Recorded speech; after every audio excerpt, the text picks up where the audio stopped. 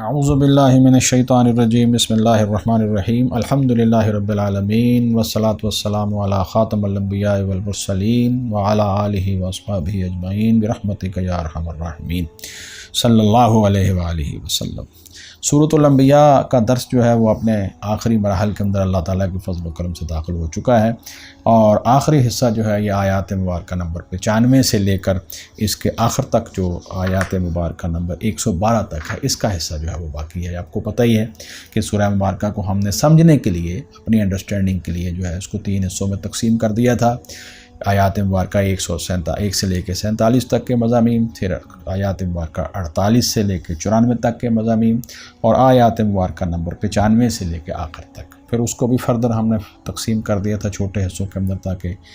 جو ہے وہ معاملات کو، آیات مبارکہ کی جو تفصیلات ہیں ان کو بہتر طریقے سے سمجھا جا سکے۔ اللہ رب العزت ہمیں ہماری اس محنت کو بھی قبول فرمائے اپنی رضا کے لیے، اور ہمارے لیے دنیا اور آخرت کے اندر اس کو ذریعہ نجات بھی بنائے، اور ہمارے ایمان اور عمل صالح جو ہے اس کے اندر اضافے اور بڑھوتری کا سبب بنائے، جی پوری امت مسلمہ کے لیے جو ہے اس کو خیر و برکات کا سبب بنائے، اور پوری انسانیت کے لیے جو ہے اس کو ہدایت کا سبب بنائے، آمین ثم آمین۔ اس سورہ مبارکہ کے آخری حصے کی جو آیت مبارکہ نمبر 95، یہاں سے ہم چلیں گے۔ اس حصے سے جو ہے وہ قیامت کے احوال بیان کیے جا رہے ہیں۔ آپ کو یاد ہوگا کہ شروع کے اندر جو ہے وہ لوگوں نے رسول اکرم صلی اللہ علیہ وسلم کے ساتھ جو ہے وہ کس قسم کا استہزاء کیا تھا، اور کس طرح وہ بار بار پوچھتے تھے کہ قیامت کب آئے گی۔ وہ اس اعتبار سے نہیں کہ وہ قیامت سے جو ہے وہ ان کا کوئی قیامت پر ایمان تھا، یا وہ قیامت سے ڈرنے والے تھے، یا ان کو یہ تھا کہ ہم جو ہے وہ واقعتاً ہی قیامت کے بارے میں جو ہے وہ ہمارا علم جو ہے وہ ہونا چاہیے۔ وہ صرف اور صرف جو ہے وہ استہزاء کے ارادے سے رسول اکرم صلی اللہ علیہ وسلم کے ساتھ مذاق کرنے کے ارادے سے اس طرح کے سوالات کرتے تھے۔ حالانکہ اصولی بات یہ تھی کہ وہ ایمان لاتے اور اس کی تیاری کرتے، لیکن اللہ رب العزت نے جو ہے وہ فرمایا رسول اکرم صلی اللہ علیہ وسلم کی ذات مبارکہ کو کہ یہ قیامت کا حقیقی علم تو اللہ رب العزت کے پاس ہے، اور یہ یقیناً ہو کر رہنے والا ہے، اور یہ قیامت کو اپنی آنکھوں سے اور عملی طور پر دیکھتے بھی ہیں، لیکن ان کو سمجھ نہیں ہے۔ دن کا آنا، رات کا، پھر دن کا چلے جانا اور رات کا آنا، تمہارا سو کر جو ہے وہ دوبارہ اٹھنا، فصلوں کا ہرا بھرا ہو کر جو ہے وہ بالکل جو ہے وہ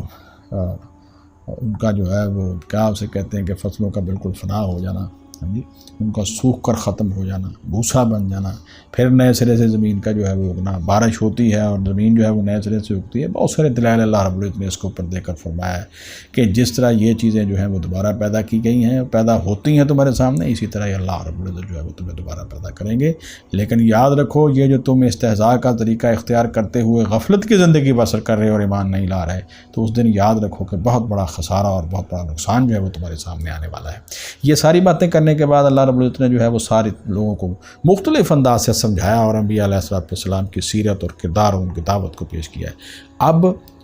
پھر یہ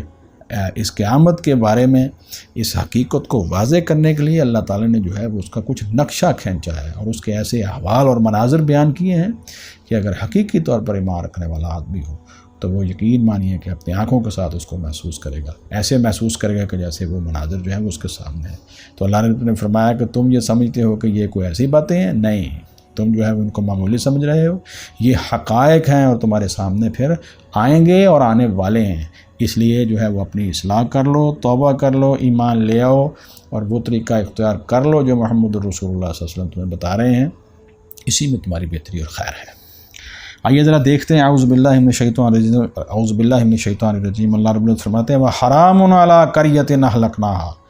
اور لازم ہے اس بستی والوں پر، اہلکناہا جسے ہم نے ہلاک کیا، انہم لا یرجعون، کہ بے شک وہ واپس نہیں لوٹیں گے۔ جس بستی کو ہم نے ختم کر دیا، موت کے ذریعے وہ ہلاک ہو گئے یا اللہ کے عذاب کے ذریعے ہلاک ہو گئے،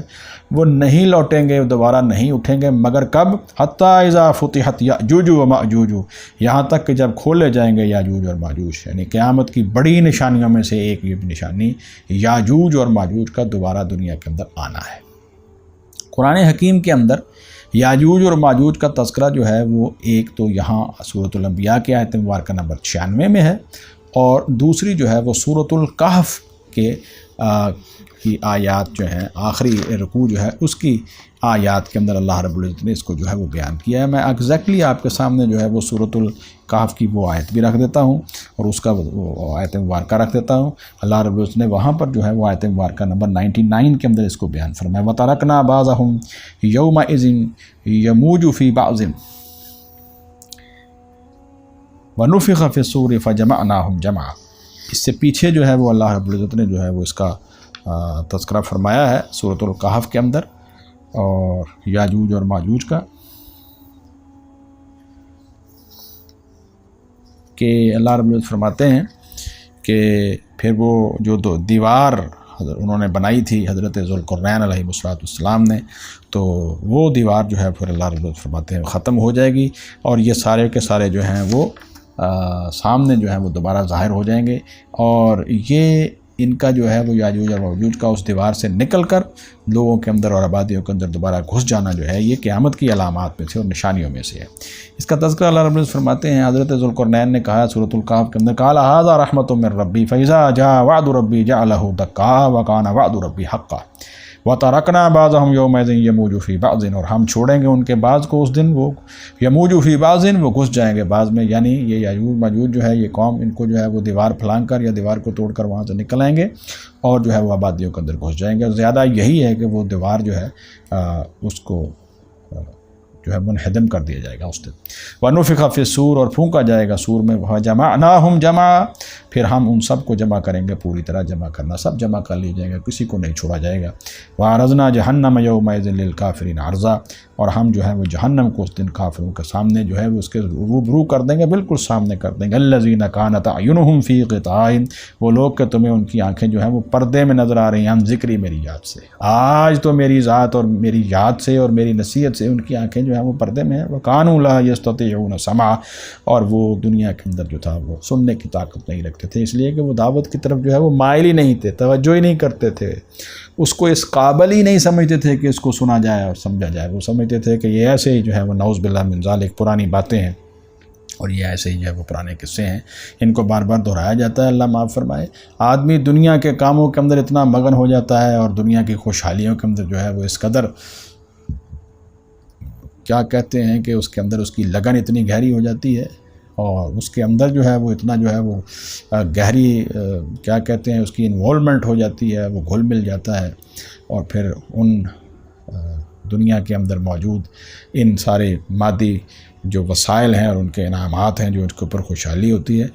اس کے چکر کے اندر اس کو کب سمجھ آتی ہے کہ یہ ایک آخرت کا معاملہ بھی ہے۔ اللہ تعالیٰ جو ہے ہمیں سمجھنے کی توفیق عطا فرمائے، وہ سمجھتا ہے کہ بس یہ جو کچھ ہے یہی کچھ ہے۔ تو فرمایا یہ جو جہنم ہے جس کے بارے میں نصیحت کی جاتی تھی کہ اس سے بچو، اللہ کی ناراضگی سے بچو، اس کی یاد جو ہے اس کے ان کو کوئی پرواہ نہیں تھی، اس سے پردے میں تھے، اور حق بات سننے کی ان کے اندر طاقت نہیں تھی، اس کی طرف متوجہ نہیں تھے، لیکن آج وہ جہنم ان کے سامنے آ گئی۔ تو یاجوج اور ماجوج کا تذکرہ ان دو مقامات پر ہے، حدیث میں اس کی تفصیل بھی ہے، اور یہ قیامت کی نشانیوں کے اندر جو ہے وہ مختلف لیکچرز کے اندر اس کو انشاءاللہ العزیز بیان بھی کیا جاتا ہے۔ یہاں جو ہے وہ میرا مقصود جو ہے وہ یہ نہیں ہے، اس لیے میں اس کی تفصیلات میں یہی نہیں جاؤں گا، لیکن یہ ہے کہ آپ کو حوالہ دے دیا ہے کہ یہ دو مقامات ہیں۔ اللہ رب العزت فرماتے ہیں کہ کوئی بستی جب جو ہے وہ دنیا کے اندر جو ہے وہ ہلاک ہو جائے، وہاں کے باشندے دنیا سے چلے جائیں تو کبھی واپس نہیں لوٹیں گے، یہاں تک کہ جب کھولے جائیں گے یاجوج و ماجوج وہم من کل حدب ینسلون، اور وہ ہر اونچی جگہ سے دوڑتے ہوئے جو ہے وہ وہاں پہنچ جائیں گے، دوڑتے ہوئے آئیں گے۔ واقترب الوعد الحق، اور قریب آ جائے گا سچا وعدہ قیامت کا، فَإِذَا هِيَ شَاخِصَةٌ أَبْصَارُ الَّذِينَ كَفَرُوا، تو اچانک پھٹی کی پھٹی رہ جائیں گی آنکھیں، الذین کفروا، ان لوگوں کے جنہوں نے کفر کیا۔ یہ دیکھیں سورہ الانبیاء پر ہم دوبارہ آ گئے ہیں، آیات مبارکہ نمبر 97 میں، پھر کیا کہیں گے؟ یہ دیکھیں شروع میں کیا تھا سورہ مبارکہ، کہاں سے شروع ہوئی تھی ذرا یاد رکھیے، اقترب للناس حسابهم وهم فی غفلۃ معرضون، لوگوں کے حساب کا وقت قریب آ گیا ہے جب کہ وہ غفلت میں پڑے ہوئے ہیں اور راہ حق سے اعراض کر رہے ہیں۔ یہ بات جو ہے وہاں پہلی آیت میں بیان کی گئی، اب اسی کو دہرایا جا رہا ہے۔ جب قیامت کا سچا وعدہ قریب آ جائے گا تو اچانک فیضا ہی شاخصۃ ابصار الذین کفروا، تو پھر پھٹی کی پھٹی رہ جائیں گی آنکھیں ان لوگوں کو جنہوں نے کفر کیا، کہ ہیں جس کو ہم مذاق کہتے تھے نعوذ باللہ من ذالک، جس کو ہم جو ہے وہ سننا بھی گوارا نہیں کرتے تھے، اور ہم سمجھتے تھے کہ یہ کوئی معمولی اور ہلکی سی باتیں اور ایسے پرانے قصے نعوذ باللہ من ذالک، یہ تو بالکل حقیقت بن کے ہمارے سامنے آ گئی، تو ان کی آنکھیں پھٹی کی پھٹی رہ جائیں گی، یا ویلنا، اور وہ کہیں گے ہائے ہماری کمبختی، قد کننا فی غفلۃ،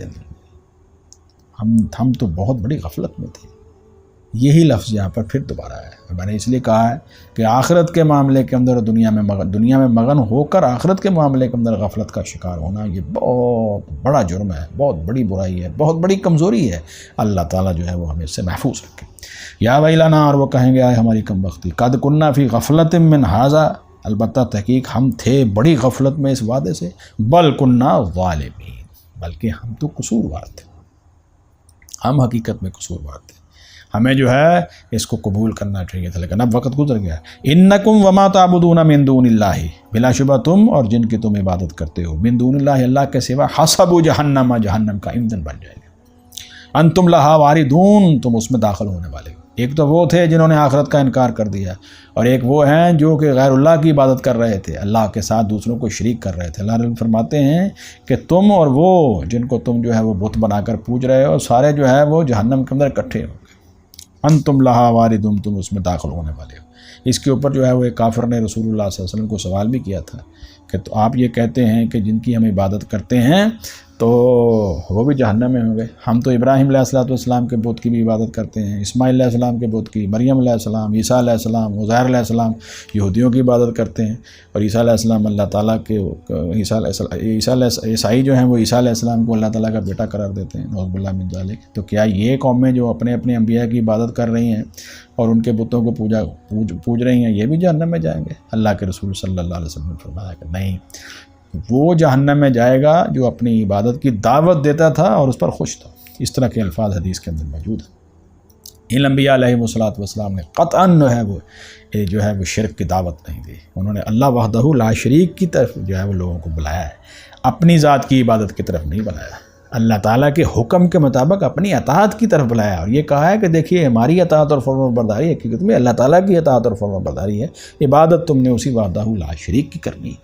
تو یہ کیسے ہو سکتا ہے کہ انبیاء علیہ السلام جو ہیں وہ اپنی عبادت کی طرف دعوت دیں؟ تو اس کو آپ نے جواب دیا کہ نہیں، یہ انبیاء علیہ السلام اس سے مستثنیٰ ہیں، اس سے بری ہیں، وہ قطعاً جو ہے وہ انہوں نے دعوت نہیں دی، اس لیے وہ جہنم میں نہیں جائیں گے۔ ہاں، ہر وہ شخص، ہر وہ آدمی جو اپنی عبادت کی طرف جو ہے وہ دعوت دے اور اس پر خوش ہو، وہ بھی تمہارے ساتھ جہنم میں جائے گا، اللہ معاف فرمائے۔ فرمایا انکم، بے شک بلا شبہ تم، وما تعبدون من دون اللہ، اور جن کی تم عبادت کرتے ہو اللہ کے سوا، حسب جہنم، وہ تو جہنم کا ایندھن ہوں گے، جن کی طرف جو ہے وہ تم یہ ساری عبادتیں کر رہے ہو اور اپنے نفع اور نقصان کا مالک سمجھ رہے ہو اور ان کو مشکل کشا سمجھ رہے ہو اور ان کے لیے جو ہے وہ قربانیاں دے رہے ہو، نذر و نیازیں دے رہے ہو، پتہ نہیں کیا کچھ کر رہے ہو، اور یہ تصور کرے بیٹھے ہو کہ ہماری سفارشیں وہاں پر کر دیں گے۔ فرمایا وہ تو تمہارے ساتھ جہنم میں جل رہے ہوں گے، انتم لہا واردون، تم اس میں داخل ہونے والے ہو۔ لو کان ہؤلاء آلہۃ، اگر یہ واقعی معبود ہوتے، ما وردوہا، تو یہ جہنم میں داخل نہ ہوتے، یہ تو پھر تمہارے ساتھ کھڑے ہوتے، تمہارا ساتھ دیتے۔ یہ ایسا نہیں ہوگا، یہ تو جہنم میں تمہارے ساتھ ہوں گے۔ اس کا مطلب یہ ہے کہ یہ معبود حقیقی نہیں تھے، یہ باطل معبود تھے، اور شیطان نے تمہیں جو ہے وہ دھوکے میں مبتلا کر رکھا تھا۔ وَكُلٌّ فِيهَا خَالِدُونَ، اور وہ سب اس میں ہمیشہ رہیں گے، اس جہنم کے اندر۔ لَهُمْ فِيهَا زَفِيرٌ، یہ کوئی خیالی باتیں نہیں ہیں جیسے تم سمجھتے ہو، یہ کوئی معمولی باتیں نہیں ہیں، یہ کوئی مذاق نہیں ہے، بلکہ جہنم کے اندر کیا ہوگا؟ لہم فیہا زفیر، ان کے لیے اس میں چیخنا چلانا ہوگا، جہنم کے عذابات کی تکلیف اور درد کے ساتھ وہ چیخیں اور چلائیں گے۔ وہم فیہا لا یسمعون، اور وہ اس میں کچھ نہ سنیں گے۔ ایک دوسرے کی چیخ اور پکار اتنی زیادہ ہوگی کہ پھر جو ہے وہ ان کو دوسروں کی کوئی بات جو ہے وہ صحیح سنائی بھی نہیں دے گی، اللہ تعالیٰ معاف فرمائے۔ اس قسم کے جو ہے وہ عجیب و غریب حالات جو ہے وہ جہنم کے ہوں گے۔ ہاں، بچ کون جائیں گے؟ ان الذین سبقت لہم منا الحسنی، اللہ اکبر، بے شک وہ لوگ کہ پہلے سے ٹھہر چکی ہے ان کے لیے ہماری طرف سے بھلائی، اللہ تعالیٰ نے جو ہے ان کو جو ہے وہ توفیق عطا فرمائی اور انہوں نے ایمان قبول کر لیا، انہوں نے دعوت کو قبول فرما لیا، انہوں نے دل و جان سے اس کو سنا سمجھا، غور و فکر کیا، اسلام کو قبول کر لیا اور نبی پاک صلی اللہ علیہ وسلم کی ذات مبارکہ کو پر ایمان لے آئے، قرآن پر ایمان لے آئے، دین اسلام کو سچا تسلیم کیا اور اسی کے مطابق عمل کیا اور اپنی عملی زندگی اسی کے مطابق گزاری۔ یہ ہے وہ بھلائی جس کے بارے میں اللہ فرماتے ہیں وہ لوگ جن کے لیے ہماری طرف سے یہ بھلائی پہلے سے لکھی جا چکی ہے، پہلے سے ٹھہر چکی ہے، اولئک عنہا مبعدون، وہ لوگ اس جہنم سے دور رکھے جائیں گے، وہ کبھی جہنم جو ہے اس کے اندر پھینکے نہیں جائیں گے اور جہنم کے قریب نہیں جائیں گے۔ لا یسمعون حسیسا، وہ تو نہیں سنیں گے اس کی آہٹ تک کو، یعنی اس کا یہ مطلب نہیں ہے کہ وہ جہنم کو دیکھیں گے، نہیں، جہنم تو جو ہے ان کے سامنے ہوگی اور جہنمیوں کو اس کے مطابق سزا بھی مل رہی ہوگی، لیکن کیا مطلب ہے وہ اس سے دور رکھے جائیں گے اور جہنم کے ان عذابات کی وہ آہٹ تک نہیں پائیں گے۔ لا یسمعون حسیسا، وہ نہیں سنیں گے اس کی آہٹ تک کو، وَهُمْ فِي مَشْتَحَتْ أَنفُسُهُمْ خَالِدُونَ، وَهُمْ اور وہ فی مشتہت انفسہم، ان نعمتوں میں کہ جنہیں چاہیں گے ان کے دل، خالدون، ہمیشہ رہیں گے، یعنی جہنم کے ساتھ ان لوگوں کا کوئی تعلق نہیں ہے، ایمان اور اعمال صالحہ والوں کا، یہ تو اللہ تعالیٰ کے فضل و کرم سے ان نعمتوں کے اندر اور ان جنتوں کے اندر ہمیشہ ہمیشہ رہیں گے جن نعمتوں کو وہ چاہیں گے، جو ہے وہ ان کے دل کے اندر جو ہے وہ چاہت پیدا ہوگی، اللہ تعالیٰ جو ہے وہ اس کو جنت کے اندر ان کے لیے جو ہے وہ پورا فرما دیں گے۔ اور ایک بڑی زبردست جو ہے وہ آگے بشارت اور آ رہی ہے، لا يحزنهم الفزع الاکبر، اللہ اکبر، انہیں غمگین نہیں کرے گی گھبراہٹ، الفزع الاکبر، سب سے بڑی گھبراہٹ، قیامت کے دن کی گھبراہٹ۔ اس کے بارے میں سیدنا عبداللہ ابن عباس رضی اللہ عنہ کے کچھ اقوال ملتے ہیں، ضعیف اسناد کے ساتھ بھی ہیں اور حسن اور صحیح اسناد کے ساتھ بھی ہیں، تو اگر ان کو حسن درجے کا سمجھا جائے تو آپ نے فرمایا ہے کہ یہ جب جو ہے وہ دوسرا جو سور پھونکا جائے گا جو ہے وہ اس کے بعد کے جو حالات ہیں یہ فضاء الاکبر میں آتے ہیں۔ یہ بات سمجھ میں آتی ہے کچھ کہ پہلا جب سور پھونکا جائے گا تو پھر کائنات کی ہر چیز جو ہے وہ ختم ہو جائے گی، فنا ہو جائے گی، اور دوسرا جب اللہ رب العزت کے حکم سے جو ہے وہ سور پھونکا جائے گا تو پھر سارے زندہ ہو کر کھڑے ہو جائیں گے اور جو ہے وہ قیامت کی ابتدا ہو جائے گی۔ تو وہاں سے لے کر یعنی یہ اب ظاہر ہے حشر کے میدان کے اندر انسان کا جانا، اس کے بعد اللہ رب العزت کے سامنے پیش ہونا، حساب اور کتاب کا ہونا، اور پھر جو ہے وہ جہنم کے اوپر سے گزر کر جو ہے وہ پل صراط وغیرہ سے جو حدیث کے اندر آتا ہے، صحیح حدیث میں، قرآن مجید کے اندر سورہ مریم میں بھی اس کا تذکرہ ہے، وہاں سے گزرنے کے بعد جنت کے داخلے تک جو ہے وہ انسان ان سارے جب مراحل سے گزرے گا، اور کافر تو واقعتاً ہی جب وہاں سے گزرے گا تو ہر جگہ کے اوپر اس کے لیے جو ہے وہ بڑی بڑی رکاوٹیں اور بہت بڑے عذابات ہوں گے۔ تو یہ فضاء الاکبر اس کو کہتے ہیں، یعنی سب سے بڑی گھبراہٹ، اصل میں قیامت کی گھبراہٹ ہی سب سے بڑی گھبراہٹ ہے، اور اسی سے بچنے کے لیے جو ہے انسان کو تدبیر کرنی چاہیے۔ یہ ہے فضاء الاکبر۔ اب اس فضاء الاکبر سے بچنا کیا ہے، کیسے؟ رسول اکرم صلی اللہ علیہ وسلم کی ذات مبارکہ جو ہے ان کے ہاتھ سے جس آدمی کو جو ہے وہ حوض کوثر کا پانی نصیب ہو گیا، تو سمجھو کہ اس کے لیے یہ بات ایک نشانی بن گئی ہے کہ اب جنت کے داخلے تک انشاءاللہ العزیز نہ وہ بھوک کا شکار ہوگا نہ پیاس کا شکار ہوگا، اور یہ بات اس کے سامنے جو ہے وہ ایک بہترین شکل میں اس کے دل کو تسکین مل جائے گی، اب میں جو ہے وہ انشاءاللہ العزیز اللہ تعالیٰ کے فضل و کرم سے جنت میں داخل ہوگا، پھر اللہ رب العزت کے ہاں اس کی پیشی اور دائیں ہاتھ میں نامہ اعمال کا پیش ہونا، اور اللہ کی رحمت سے پل صراط سے گزر جانا، اور پھر اس کے بعد جنت کا داخلہ رسول اللہ صلی اللہ علیہ وسلم کے ساتھ حاصل ہو جانا۔ یہ ہے فضاء الاکبر سے جس سے وہ لوگ جو ہے وہ بچ جائیں گے۔ اب احادیث مبارکہ کے اندر بھی اس کی کوئی تفصیل آتی ہے، اب میرے پاس تفصیل کے لیے تو اتنا گنجائش نہیں ہے، لیکن میں آپ کے سامنے رکھ دیتا ہوں۔ نبی اکرم صلی اللہ علیہ وسلم کی ذات مبارکہ کی وہ تمام احادیث مبارکہ، اس کا خلاصہ یہ ہے کہ اللہ کے رسول صلی اللہ علیہ وسلم نے فرمایا کہ وہ مسلمان مجاہد جو اللہ کے راستے میں پہرا دیتے ہوئے فوت ہو جانے والا، حدیث میں اس کی تفصیلات ہیں لیکن میں ان میں سے یہ بیان کر دیتا ہوں جو صحیح ترین حدیث ہیں۔ اس کو امام ابن ماجہ نے اپنی سنن کے اندر حدیث نمبر 2767 اور امام احمد ابن حنبل رحمہ اللہ نے حدیث نمبر 9244 کے اندر جو ہے وہ بیان فرمایا ہے کہ اللہ کے راستے میں پہرا دیتے ہوئے فوت ہونے والا وہ بھی قیامت والے دن اس فضاء الاکبر سے محفوظ ہو جائے گا۔ اور دوسرا فرمایا اللہ کے راستے میں شہید ہونے والا، اللہ کی رضا کے لیے جنگ کرنے والا اور پھر شہید ہونے والا، یہ بھی فضاء الاکبر سے محفوظ ہوگا۔ اور اس کو امام ابن ماجہ نے حدیث نمبر 2799، مسند احمد کے اندر حدیث نمبر 17182 اور 17183 کے اندر، اور جامع ترمذی کے اندر حدیث نمبر 1663 کے اندر جو ہے یہ بیان فرمایا گیا ہے۔ تو یہ جو لوگ ہیں اللہ اللہ تعالیٰ کے راستے کے اندر کھڑے ہو کر راتوں کو پہرا دینے والے اور پھر جہاد کرنے والے اور اللہ کے راستے میں شہید ہونے والے، یہ بھی اس دن فضاء الاکبر سے محفوظ رہیں گے۔ کچھ احادیث مبارکہ ایسی بھی بیان کی جاتی ہیں جن کے اندر جو ہے وہ مثال کے طور پر میں آپ کے سامنے وہ بھی رکھ دیتا ہوں، اگرچہ یہ روایات بالکل ضعیف ہیں، ان کو بیان نہیں کرنا چاہیے، لیکن میں معلومات کے طور پر آپ کے ساتھ شیئر کر دیتا ہوں کہ یہ روایات جو ہیں ان میں سے کسی کی سند درست نہیں ہے اور یہ سخت ضعیف قسم کی روایات ہیں، تو ایسی روایات کو بیان کرنے سے اجتناب کرنا چاہیے۔ ان کے اندر بھی آیا ہے کہ یہ لوگ بھی جو ہیں وہ فضاء الاکبر سے جو ہے وہ قیامت والا دن محفوظ رہیں گے۔ یقیناً اعمال صالحہ اختیار کرنے والے اور ایمان لانے والے اجتماعی طور پر محفوظ رہیں گے، لیکن خاص طور پر اس کی فضیلت کو رسول اکرم صلی اللہ علیہ وسلم کی طرف منسوب کرنا درست نہیں ہے۔ اس میں ایک یہ ہے کہ اللہ تعالیٰ کی رضا کے لیے قرآن مجید پڑھنے والا اور پھر اسی کے مطابق جو ہے وہ اللہ تعالیٰ کی رضا کی خاطر لوگوں کی امامت کروانے والا، پھر ہے کہ دوسرے نمبر پر اللہ تعالیٰ کی رضا کے لیے اذان دینے والا، ساری زندگی جس نے اذان دی فرضی نماز کے لیے، اور ایسا غلام جس نے اللہ تعالیٰ کا حق بھی ادا کیا ہے اور اپنے آقا کا بھی جو ہے وہ حق ادا کیا ہے، یہ بھی فضاء الاکبر سے جو ہے وہ